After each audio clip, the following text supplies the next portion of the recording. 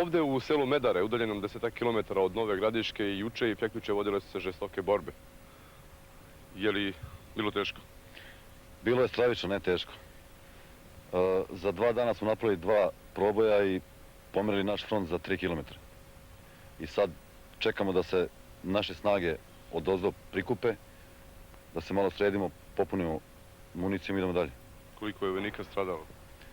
Stradalo je 4 rezervista, na svu sreću lakše, svi su dobro, u bolnici su.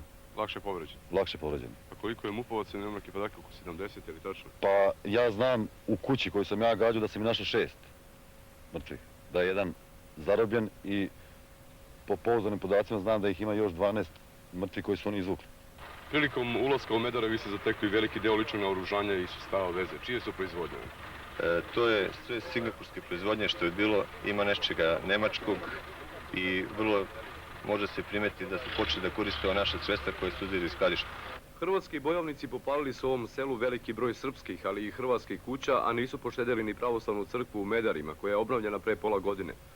Povlačeći se juče iz Medara, koje je udaljeno samo 6 km od Nove Gradiške, mupovci i gardisti razasuli su posvuda protiv tenkovske, nagazne i potezne mine.